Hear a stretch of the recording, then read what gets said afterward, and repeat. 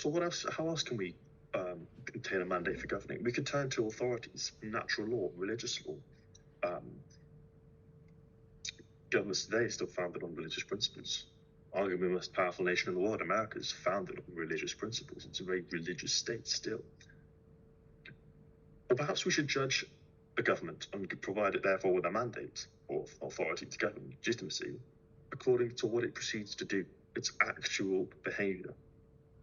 Therefore, we could say that legitimacy arises from what policies a particular party will go on to implement.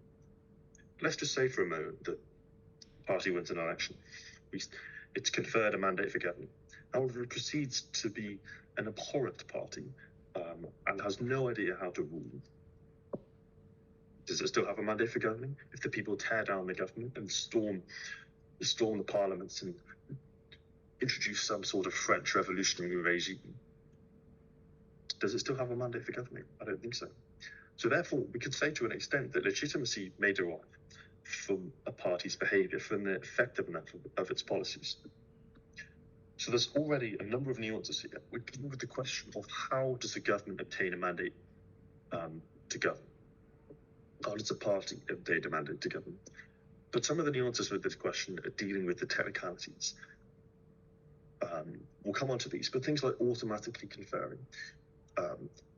Should there be some sort of process between election and power, some sort of arbitration where we have maybe an authority, a set of laws that intervenes and checks that this party isn't an extremist, for instance? Okay, so we're going to come back to those nuances now. As I've said, this question is one with lots of individual freedom to hone in. You can really form a perspective. You can really form your own specific individual argument, and that's one of the things that has to happen for a strong essay. Strongest essays have a specific argument. They say yes because, or according to this time frame. They give a very specific reason why they agree or disagree. They don't just agree and leave it at that, or disagree. So, lots of freedom to hone in, make a judgment, and be specific.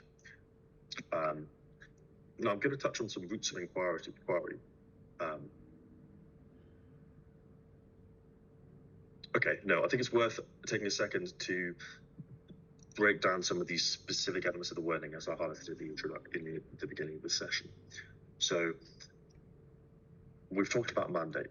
We've talked about what these three different components mean, but let's maybe think about ambiguities for a second. Ambiguities meaning words in the question which have different meanings.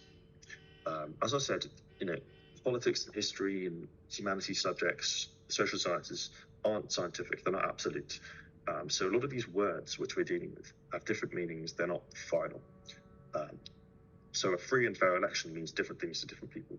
What is a fair election? Well, for some people, it could be one without interference. For some, it could be one with a huge range of political parties on offer. So people have a proper range of options to choose from.